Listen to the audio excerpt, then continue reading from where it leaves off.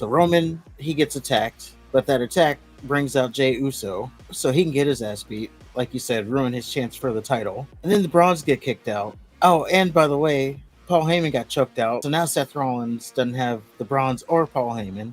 I guess we're getting that to start the match. So why are they gonna color coordinate their fucking outfits to some stupid ass video game when they're not getting along? Well, Bella always sucked. Her sister sucked. They sucked then. They suck now. They'll suck tomorrow. You have to feel bad for Nikki Bella. That dude that beat her somehow got the Donnybrook nonsense. It could have just been like a no disqualification match, last man standing match, but no, they had to put cartoon shit. Asuka. They could have picked Julia. They could have picked Rhea Ripley, Roxanne Perez, Jade Cargill, Nia Jax. Oh shit, Nia Jax. Cena kisses his wife after the match, which I bet the Bella was sobbing in the dressing room after seeing that. The wife probably said, "That bitch is here. You better put it on me good."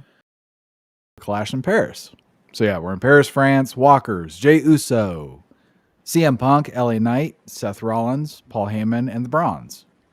Of course, there's the Fatal 4-Way. Bronson Reed is also facing Roman.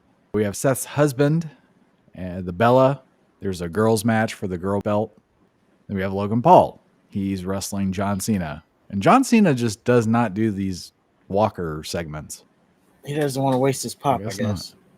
We got a generic hype video. Nothing stood out to me. It wasn't bad. It's just there, though. And the first match of the evening is Bronson Reed versus Roman Reigns. And Bronson comes out wearing a fur coat and Roman shoes. Roman comes out committed to that OTC1 nonsense. And he's also wearing 2 fuck-a-follow things. So if he had another one just sitting around, why did he need to get the one that Solo stole back? It kind of just diminishes the feud that they had, doesn't it? I mean, they explained it, so I guess not. They said he was wearing it to, I think it was to honor his dad or something. Okay. They play who's stronger till Roman sucker punches Reed and then starts whipping his ass. Roman does the 10 punches while the crowd counts in French. Classic. Then Roman, who effortlessly Samoan dropped Bronson Reed his first night back, still can't Samoan drop Bronson Reed. He collapses under the big man's weight. Then Reed throws Roman out of the ring.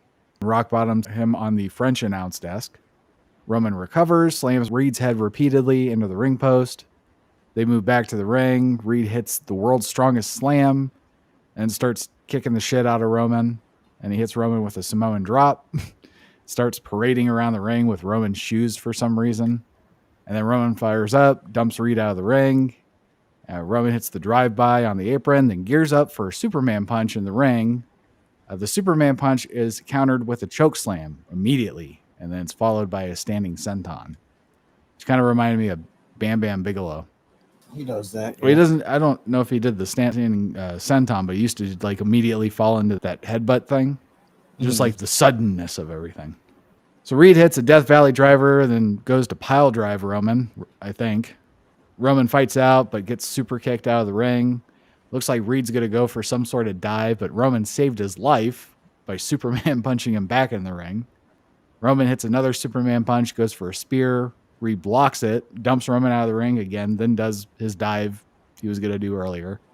And then he throws Roman in the ring, goes for a tsunami, misses.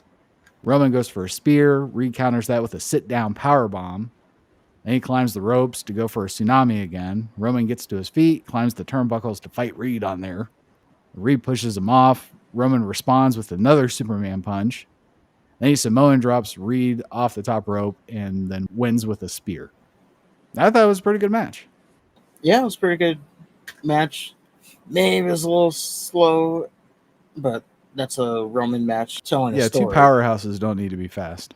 The whole Samoan drop thing, though, because Roman, that was the first thing he did to Bronson Reed. Yeah, they didn't think about that. But yeah, they got to tell the story. I guess. I wish they would told a story that made sense. So after the match, Roman gets his shoes back from Heyman and then puts Heyman in a guillotine chokehold. Reed and Heyman are now both incapacitated, so Roman stands on the announce desk, starts signing his stupid shoes and throwing them into the crowd. Then Braun Breaker appears out of nowhere and spears Roman through the proper announce desk. The Browns make sure Heyman's okay, lead him to the back. Roman slowly carries himself to the back. But as Roman's leaving, the Browns come back out. Breaker hits him with another spear. Reed hits a tsunami. And the security fucks come out. They try to stretcher out Roman, and then Reed hits Roman with another tsunami while he's on the little stretcher board thing. Jey Uso comes out. He gets speared, and Roman gets another tsunami. And not only did Jey miserably fail at saving his cousin, he fucked up his chances of winning the match later, because later Pierce kicks the Bronze out of the building while sweating his balls off. And he says, should either of the Bronze return, they'll be suspended. And then later, he's with Jey Uso in the medical, and they have this medical said you're not going to be clear. Then Jay's like, I am. And then Pierce is like, oh, okay. I wish they made that as a cliffhanger or something throughout the pay-per-view. Is Jey Uso going to be medically cleared? But instead it's just well, it sounds like you're not going to be medically cleared. Oh, I'm medically cleared. Oh, okay. No big deal then. So why'd you have the segment? There's no suspense. There's nothing to hang on to. To prove that he was hurt. Fuck that. We knew he was going to win anyway. At least you could have the story will Jey even be in the match? Yeah, I guess so. So there's that. Jey sucks. Now, I do like how they kind of told a story throughout the night. Everything led up to what we were getting towards the end, right? So Roman, he gets attacked, but that attack brings out Jey Uso so he can get his ass beat. Basically, like you said, ruin his chance for the title. And then the Bronze get kicked out. So now Seth Rollins is alone. Oh, and by the way, Paul Heyman got choked out, so he's out too. So now Seth Rollins doesn't have the Bronze or Paul Heyman. So, yeah, the way I saw it is well, I guess we're getting that fourth person tonight. So up next, we have the Solo Cups versus the Wyatt Sucks. No idea what the cups were supposed to be, but they look stupid. Especially since they changed their wardrobe. They wore battle masks, but they still did their Solo Cup entrance and dance. And then they did this intermatch thing where they were kind of butting heads over who was going to start, and they just didn't seem to be on the same page. It almost seemed like they were teasing a Solo Cup split up again. So if you're going to do all that shit, why have them put on the fancy little costumes? Well, you see, that was a commercial. You remember how the Viking war machine, that one time they came out as Clash Castle or whatever that fucking mobile game is?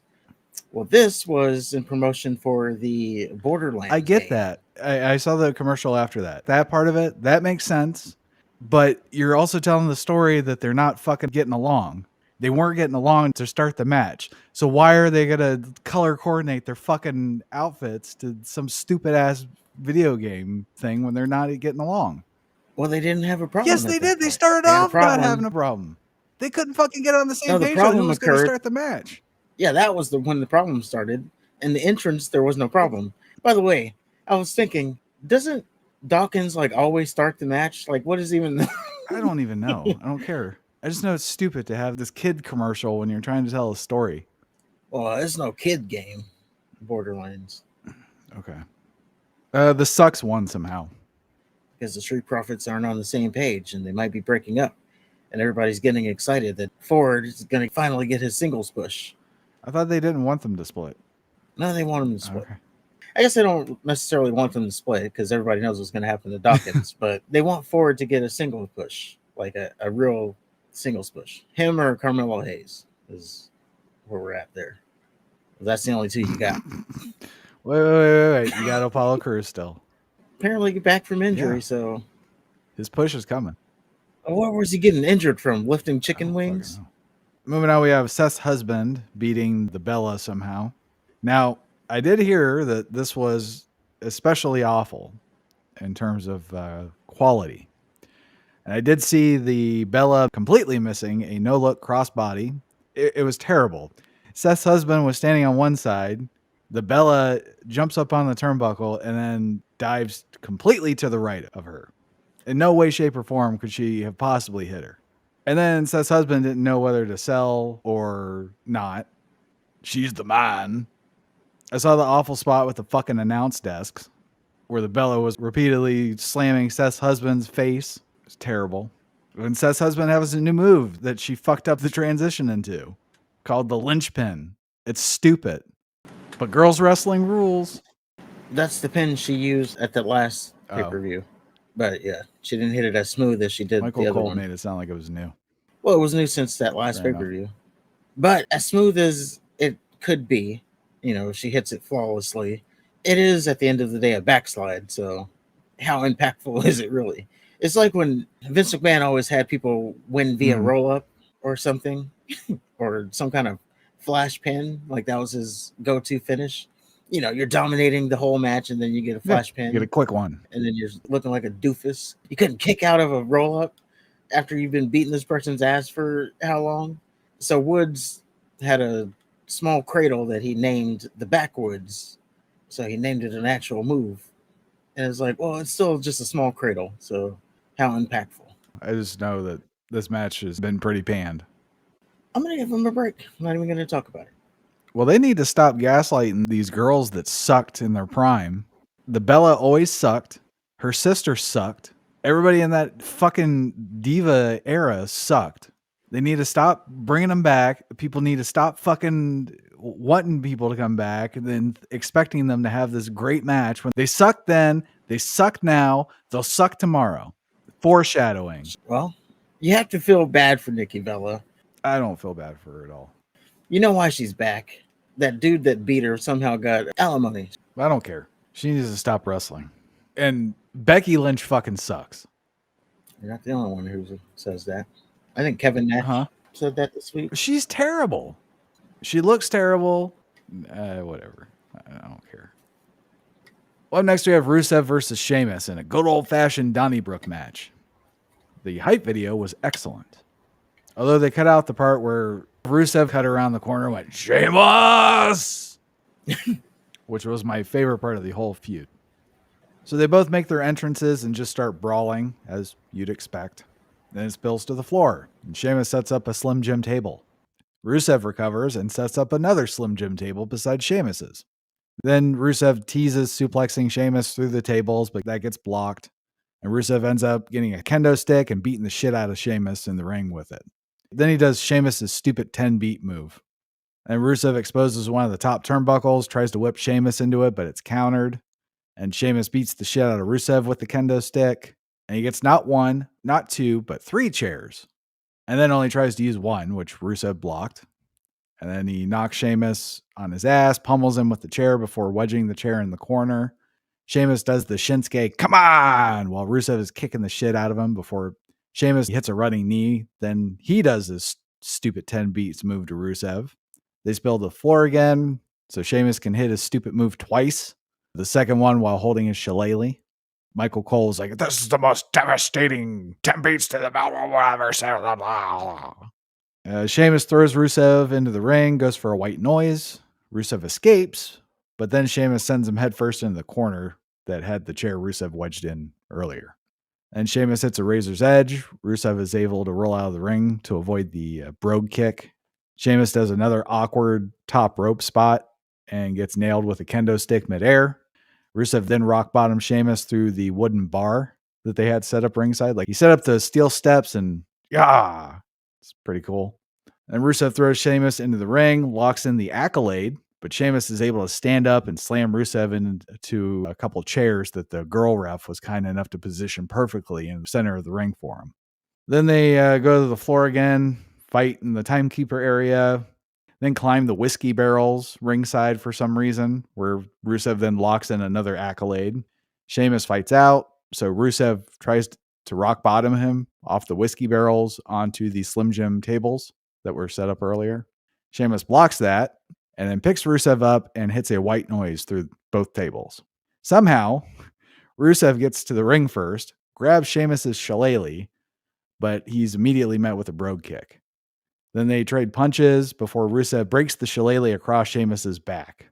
Rusev then loses his shit and he locks in the accolade again while the broken half of the shillelagh is smashed into Sheamus's mouth.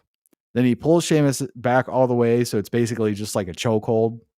And of course, Sheamus taps. There's nothing he can do. But Rusev, he's like, ah! He was in the zone. And apparently this is only the second time Sheamus has tapped out. Which is amazing. This is amazing. But yeah, there's nothing he can do. They said it has to be by pinfall or submission, so I don't know if a pass out would have been the end of the match. It would have had to have been. But he didn't he didn't submit. I don't know. I think they kind of booked themselves into a corner for that. I mean, he could have pinned them after he passed them out, but Well, this was clearly the best of the 3 matches they've had, despite the silliness. yeah, they beat the hell out of each other. Yeah, it was a really good match. Maybe match of the night. I don't know. I don't know if it was real or not, but someone posted that Melty Boy gave that a 5-star. No shit. Yeah. Yeah, I thought it was really good. I thought the Roman Bronson Reed match was really good too. Both of them were really good, and then both of them had like their own particular stink on them. Like Rusev Sheamus had the Donnybrook nonsense, which it could have just been like a no disqualification match, last man standing match, but no, they had to put cartoon shit into it. And then Roman's was already out. So it's like he does a pay-per-view, then he's written off TV, and then he'll do a miraculous comeback. Well, he'll probably effortlessly Samoan drop Bronson Reed again. Well, I think Braun Breaker's next. When that happens, I don't know. You know, he has to go do his part of the Street Fighter movie. So him and Cody are gone for now. Yay. Anyway, we have Logan Paul versus John Cena.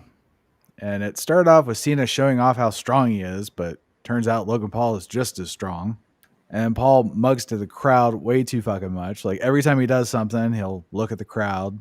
He'll knock Cena down, look at the crowd. He'll swing his fist, look at the crowd.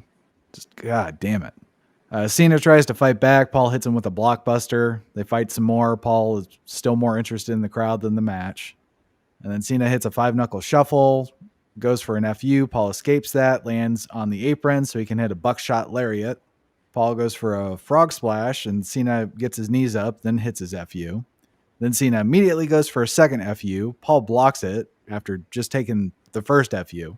Then he locks in an Antonio Inoki's submission hold, the octopus. Cena powers out of that, and it looks like he's going to go for another FU. Paul escapes, tries to win with a sunset flip that Cena ultimately turns into an STFU. But Logan Paul gets to the ropes to break the hold. Then Cena hits him with a tornado DDT. Cena goes for another FU, but it's countered. And then Logan Paul goes for a right hook. Cena dodges, but Paul hits him with a zigzag. Logan Paul's just a thief, isn't he? And how is his moveset just finishers? I don't know. Cena hits Logan Paul with the end of days. Then Paul escapes another FU attempt and hits a couple top rope moves. Then Cena hits a sit-down slapjack. Then they start randomly trading punches. Like they're doing all these finishing moves, and then they just start going back to trading punches. Stupid. Then Logan Paul starts doing Cena's moves. Cena counters Logan Paul's 5-knuckle shuffle with an FU. They trade punches again. And then Cena hits a Frankensteiner and a sunset flip bomb. Then Logan Paul nails Cena with a right hand, then hits 2 frog splashes. Then Logan Paul goes for an FU, and Cena counters it with a Styles Clash.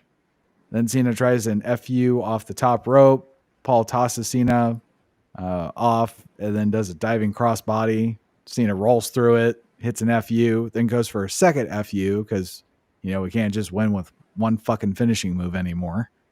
Paul escapes that, hits another right hook, but Cena's momentum or something allowed him to bounce off the ropes and hit another FU and gets the pin.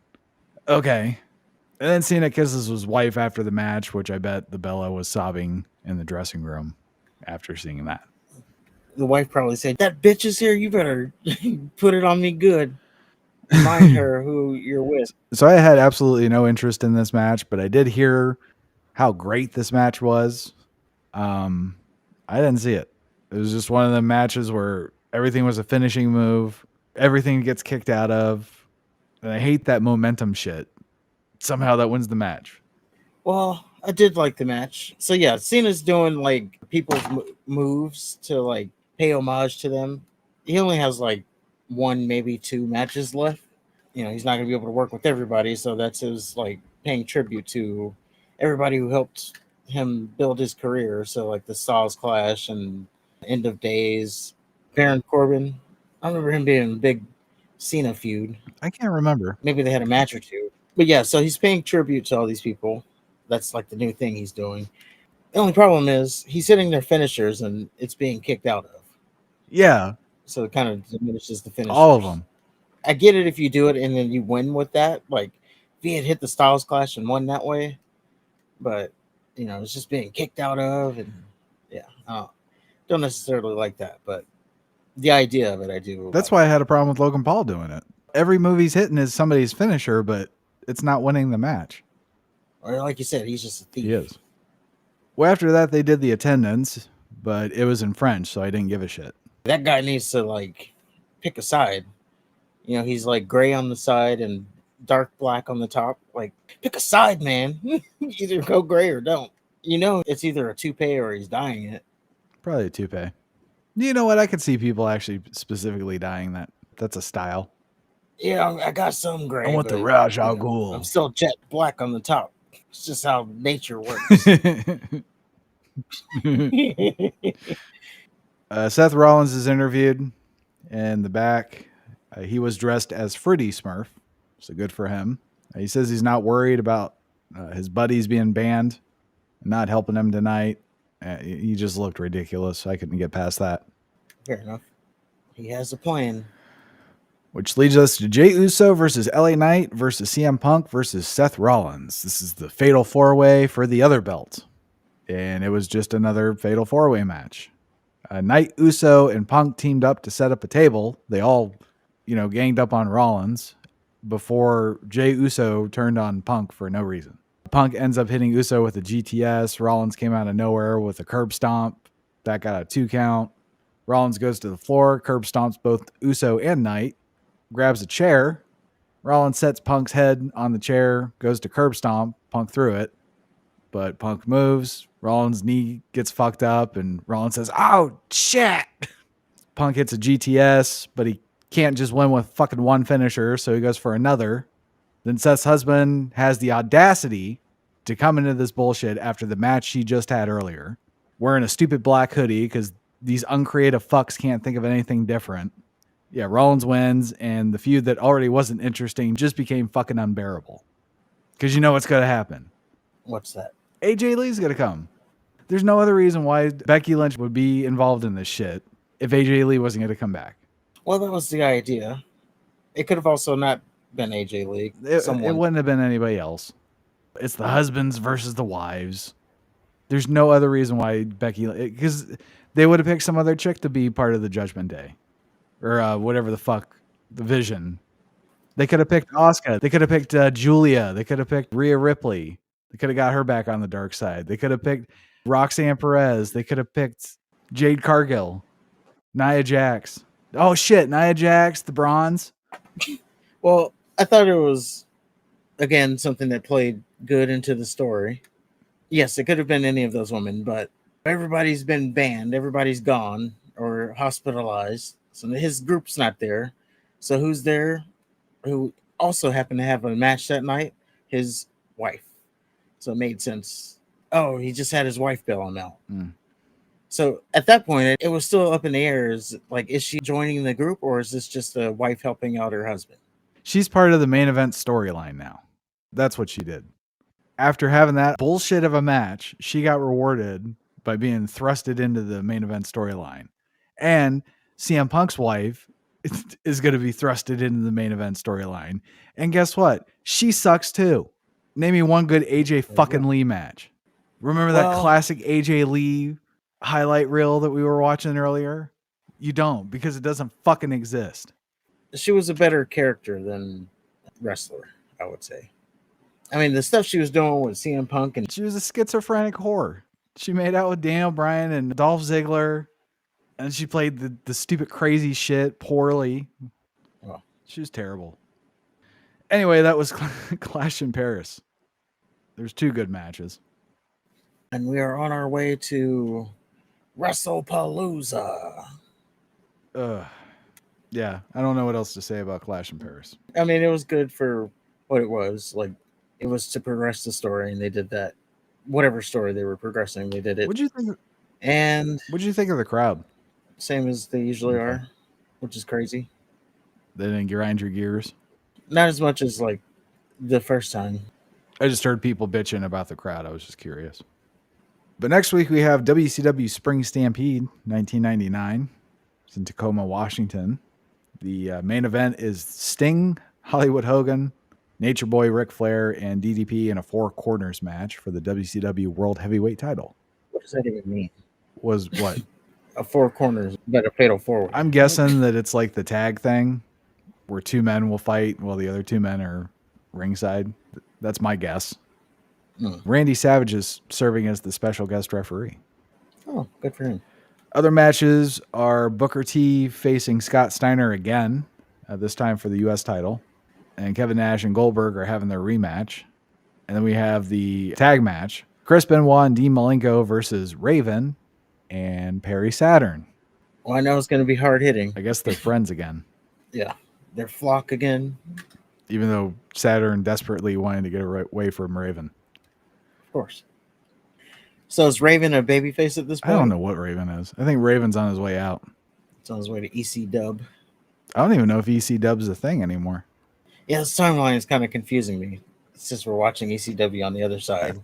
And they seem to be at war with WCW. I think Raven came to WWF after WCW, though. I thought that was after they got bought out. Or, after they closed. Maybe before. I don't know. Obviously.